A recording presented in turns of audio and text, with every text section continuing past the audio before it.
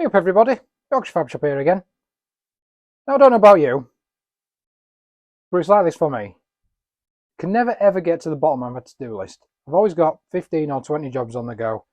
Every day I've got to seem to get a new job come up, and then it pushes priorities about, and you've got to rearrange, manage, and just try and get something sorted. Today I'm faced with that same problem again, in that there's another job come up. I really need to do this one now. It's a bit of light refurbishment on another drill I've got. And to do it, I really want my 3-jaw working. So my lathe that I've got, nice old lathe, came with the 3-jaw, but it were in such a state that I thought I'd rather not use that, and I'm going to park that, get myself a new 3-jaw, do it properly, and then I'll be able to use it safely. And the jobs are stacked up now in such an extent that I've really got to get this done because I really want to use it. So if I drag the old one in, I'll show you what the problems were. So this is the old 3-jaw that came with the lathe. On the face of it, it's not in terrible condition.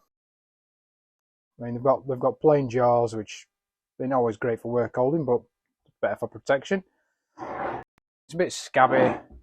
It doesn't work particularly well, although it does function. All in all, it's not in horrendous condition, and yes, at a pinch, it is usable. The big problem was with the backplate. So on my lathe, the mounting arrangement is an American taper, L0 to be precise. Decent taper, I don't mind them, they work well. Keep them clean, make sure there's no swarf in there, and they're pretty good, pretty decent. The big problem with this is sort of things you tend to find with second-hand gear. When somebody's tried to have a go, and they're probably not qualified for what they're trying to do. So this looks like a bought backplate adapter.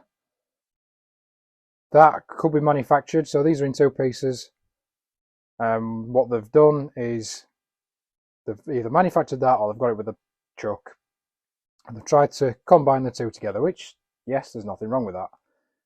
What is wrong is this pigeon that is put all around there. So it's clear that they've started rightly, because I'd do the same, started by trying to physically bolt this taper attachment onto this backplate. Nothing wrong with that, I'd do the same. Problem is, they've drilled all the holes, started tapping, got to the last one, snapped the tap off of the hole. These things happen. If that were me, I'd just try and extract that tap. But they've had one of these light bulb moments and thought, I know, I'm going to try and weld them together instead. So without having to worry about distortion and obviously things moving around, and the fact that it's cast iron, picked up the stick set, laid a load on, and made a terrible job of it, really. We look at some of these welds. This one is a prime example. I don't know how well you can see that, but this is virtually cracked all the way along, because those that have welded cast iron know that if you're going to do it properly, you want a cast iron rod or a rod with a high nickel content, because cast iron doesn't like to shrink. So they've welded that, mindful that it's not really stuck anyway. Cracked right down the middle, so that's not holding on there or anything. Same with some of these, cracked right across, cracked there, no penetration, not stuck. That's actually probably the best one out of the 4, and same again. So the old adage that if you can't tie knots, tie lots. If you can't weld lots. Yes, we've all been there. But it's not safe. I won't want to use that, which is why I decided to condemn this and the 3-jaw. So I've been using the 4-jaw since. What I've done is decided to get myself a new one, although it's not new, it's sort of new second hand. And because it's been in this garage a while now, it's gone rusty. Those that know this country, in the UK, if there's a change of temperature of about 10 degrees, it's like I've had the sprinkler on in the garage for an hour. This isn't insulated, just a concrete prefab garage. As a result, change of temperature, everything else is cold, temperature warms up, suddenly everything's sodden. So I need to give that a bit of a clean. But it's a new chuck, and I'm looking forward to using it. So the plan is, we're going to remove this spindle nose adapter, this taper adapter, remove it from here, manufacture a new backplate for this so that I can bolt it on, get a nice fit in there, nice interference fit. Bolt it on, job's a good one, be able to use it. So let's get cracking. So this chuck's in a pretty similar condition actually. Shame because it's a nice chuck, Pratt chuck, but like bits broken off, all the nuts are cracked. So I am eventually going to replace that, but it's in better nick than the other one, so don't mind using it too much. We'll get this clocked in, somewhat like.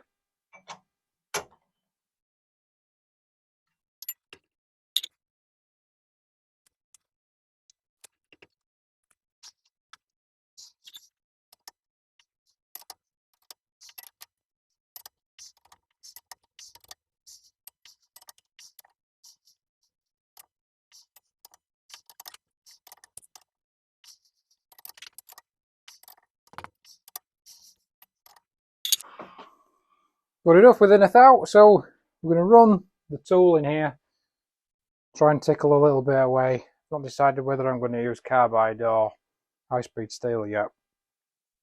Cast iron, so tempted to use carbide, but we shall see.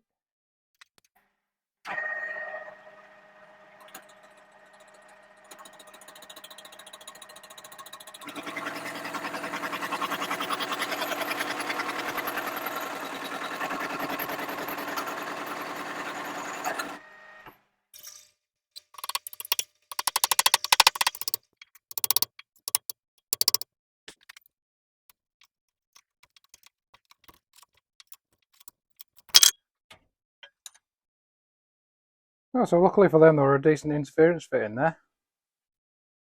You can see state of that though. Obviously that weld's just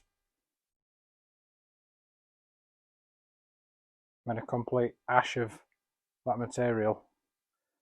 So anyway, we'll throw this on the bench, give it a clean up, and then we'll manufacture another one of these.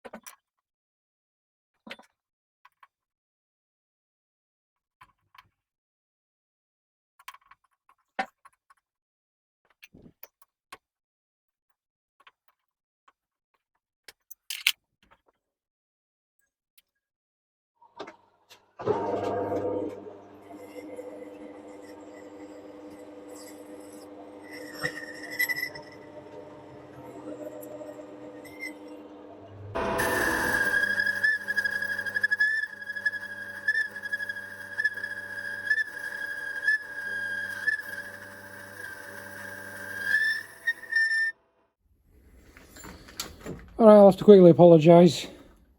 I didn't get the final cut because camera weren't recording. Technology, it's only as good as the idiot that's using it. So we've basically got this to size now. It's within about sort of 1 or 2 thou of this outside diameter. It does just enter. Presumably that's slightly tapered. So we'll probably force that on. We'll probably get it in the vise, or put it on the press, and we'll press that home, and that'll be that done. I just need to take the burr off the edge of this plate, which I'll do quickly now.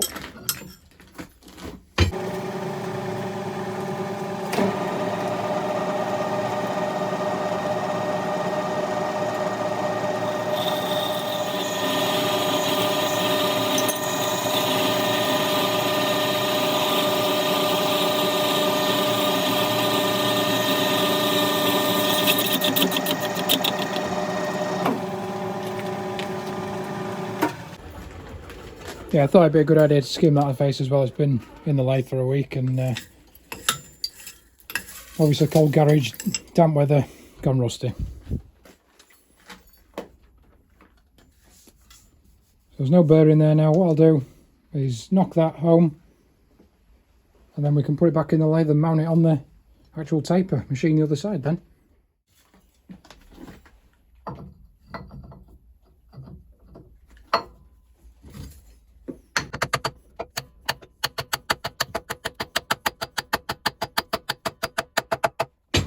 Much better that now, feel it tight.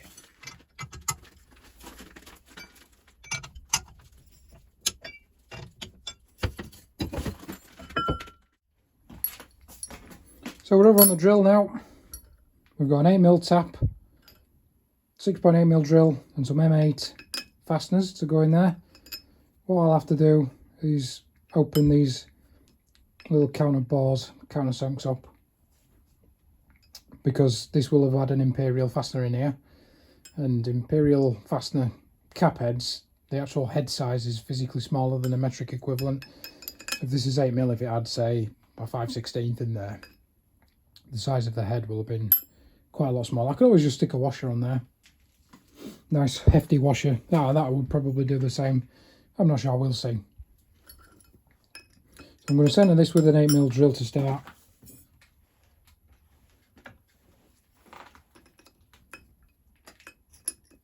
And then I can go in with the 6.8.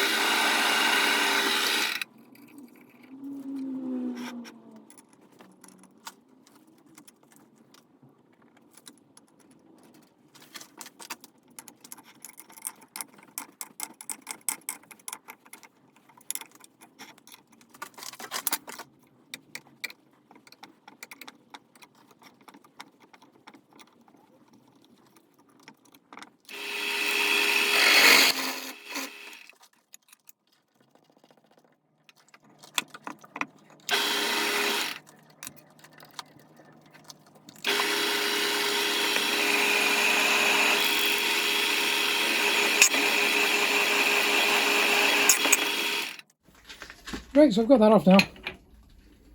Got all these drilled and tapped, got the cap heads in. You didn't really want to see that, did you? So we've got a line. If you've never seen one of these American style tapers, you've got a keyway, an associated keyway slot in the attachment. So we've got to line them up.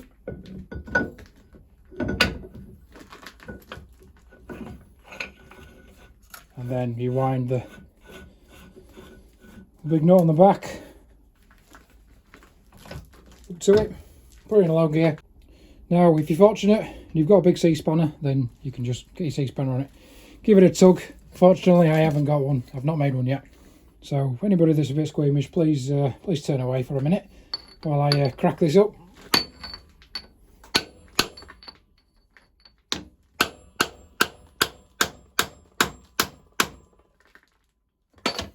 You wouldn't do that on your nice new fancy lathe, obviously.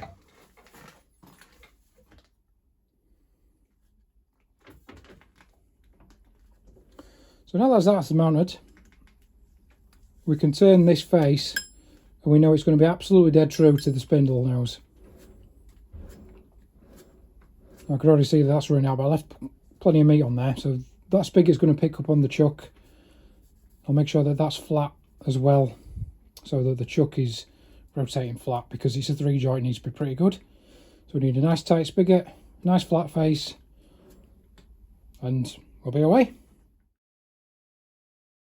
Okay, so with the back plate, or what will become the back plate of this chuck in the lathe now, we need to take an accurate measurement of the inside diameter of this spigot. In an ideal world, this would be twice as high, and we'd be able to get an inside mic on there and take a really nice, clear, accurate measurement of that. However, because it's only about 5mm thick, we're going to have to sort of take a slightly different approach. What we are going to employ is the trusty vernier caliper, and these don't get used a lot these days because obviously nobody knows how to read them anymore. But we've still got one, it's nice and accurate, and it's about the only thing that I can really trust to get a nice measurement in there. I could, I suppose, take an outside diameter of there and there, and then measure across the chuck because it should all be nicely machined. But we do want to get it quite close because we want a pretty good fit between here and the back plate. I want it to be size for size ideally, but sort of a thou under will be okay. So we'll grab our vernier caliper, nice Swiss vernier caliper, Etalon, I think that's how you pronounce it. So first things first is we're going to be using obviously the inside measuring capabilities of this, which is sort of these little precisely ground tips on the end of the jaws. Usually these are stamped up with the sizes of that, but I can't see any stamping on that, so we'll grab digital caliper. We'll just take a quick measurement across there. It's going to be 300 thou. This will be an imperial one by standard, but it has got both imperial and metric measurements on. So we've got 300 thou in there. What we're going to do is throw it across here now. Try and get a nice feel. We can lock this off and use a little thumb screw to get a nice feel in there because we want a other thumb screw. So we want to get this right.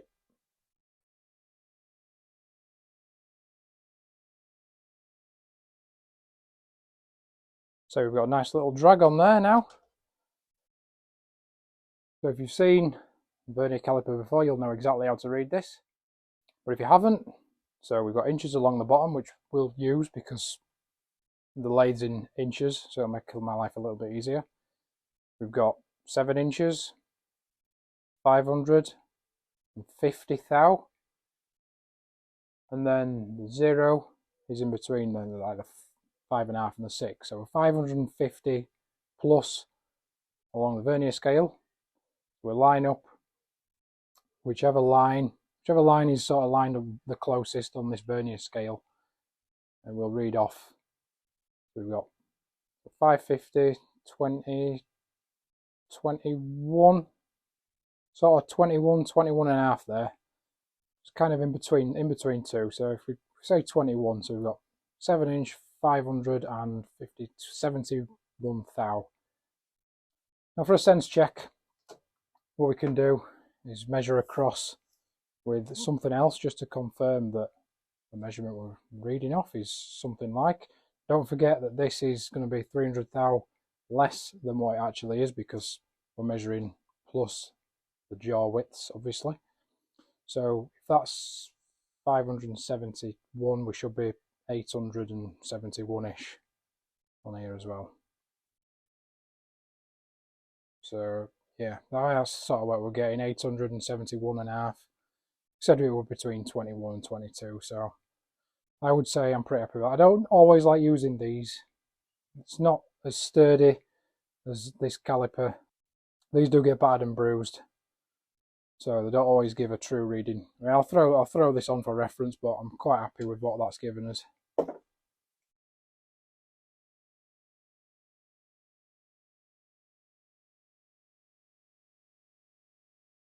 So yeah, if I don't know if you can quite see that, I'll just tighten this up and we'll bring it over.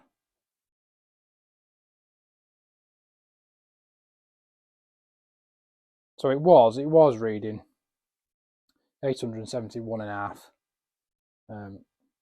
but by dragging out of there, it's closed it up slightly. So 871 and thou-ish will be a nice target to aim for that. So we've got a diameter to measure to. We'll throw some tools in the lathe and we'll turn the faceplate and hopefully we'll get somewhere near. Right, so as you can see, we've gone for high-speed steel because it's the only tool that I've got that will actually get into that corner there. So I'll take a light skim off here and we'll tickle this diameter down until we're something like get it round and then have a measure.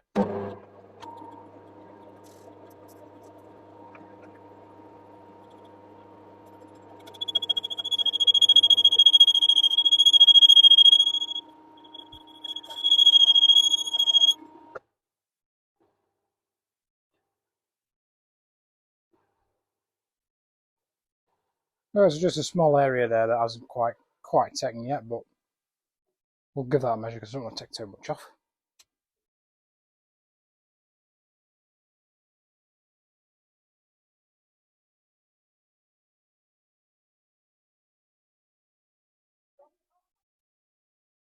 There's about 30 thou to come off there, so we'll take another small skim. I'll get my clock set up so it can be pretty accurate as well.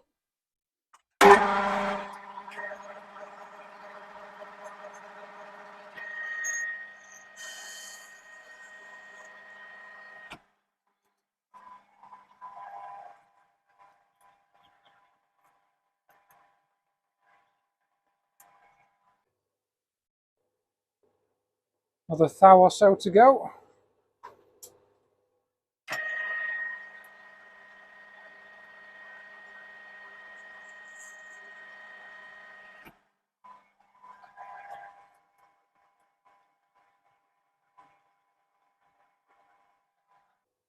Yep, another thou. What I'll do now is I'll just check that with the other vernier caliper just to confirm that's right. I'll double check the measurement on the chuck as well because it's slightly warmer today, so could have got slightly bigger, who knows.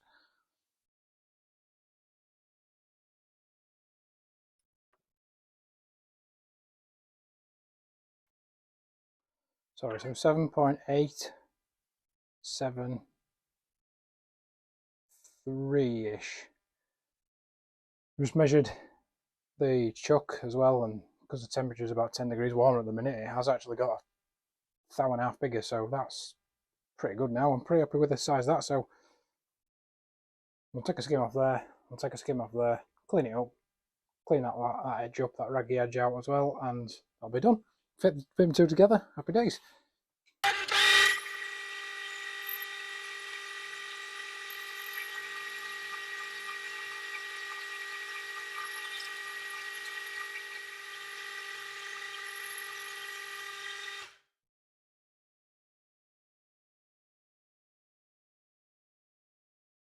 Much better that now. I'll try and reduce this outside diameter as well. We'll put a different tool in. See what we can do with it. Needs to be in a bit of an odd position because at the minute the outside diameter of this is running over the saddle, so I can't move the saddle underneath this yet, which is why I've got this at a 45-degree angle. Means we can run right across it and obviously cut that until the size is reduced to such that we can get the saddle underneath. We'll need to run this a bit slower. Try about there, 140-ish.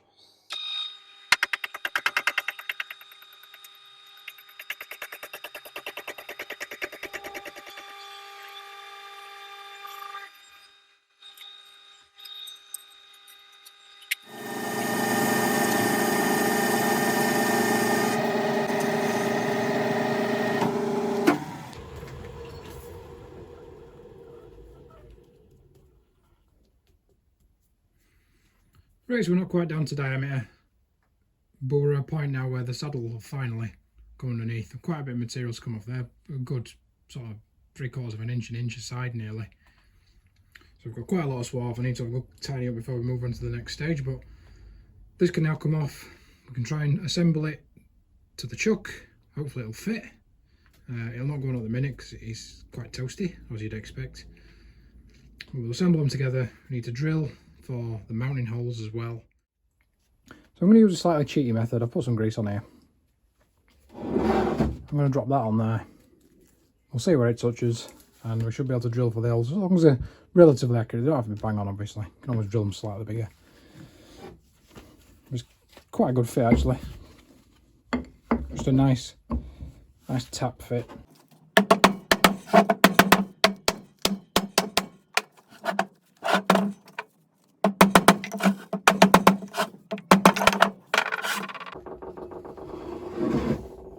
So there we can see we've got hole, hole, hole, hole, hole, hole. 6 holes.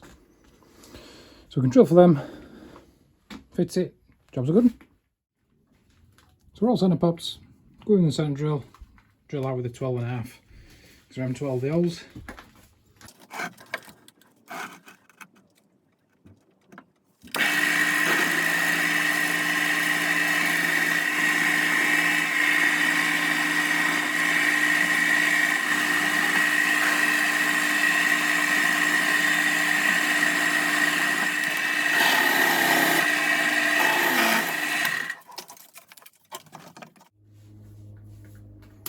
Right then, finally got it all bolted on.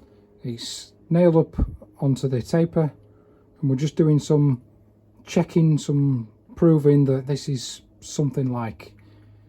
I don't particularly like 3 jaws, I've said it before, because you can't always guarantee that they're going to be centralised again once you've removed the workpiece and put it back in.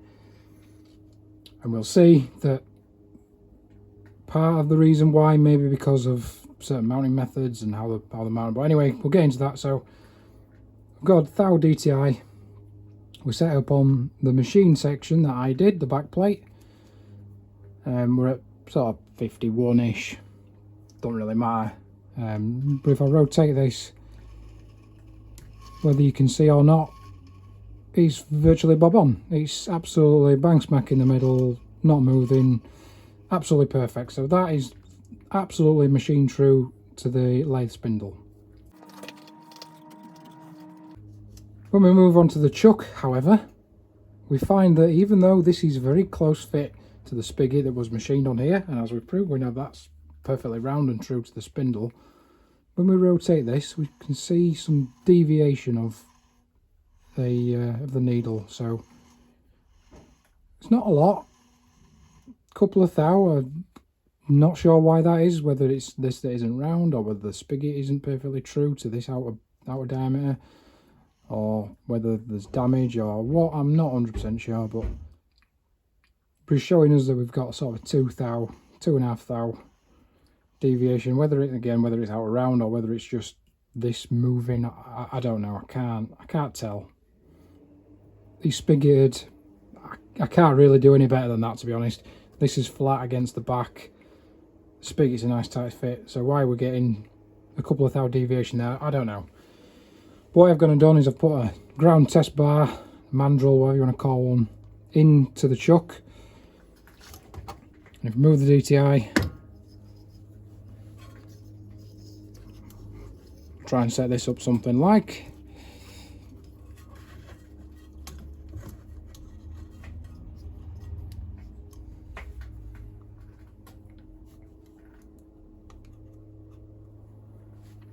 So we're about 1.5 inches away from the jaws. We're fully bolted in. We've got a full length of material contact in the jaws.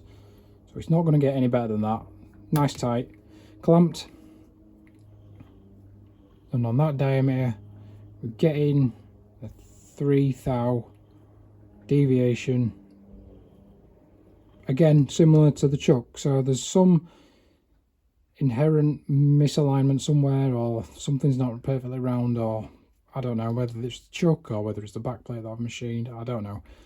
I'd be pretty confident in saying that the backplate's alright. So there seems to be an inherent problem with the chuck being slightly out of concentricity in relationship to the spindle. But 2 thou, 3 thou, I think we can live with that. It's not horrendous, it's not awful. Anything closer than that we'll probably throw the 4 jaw on anyway.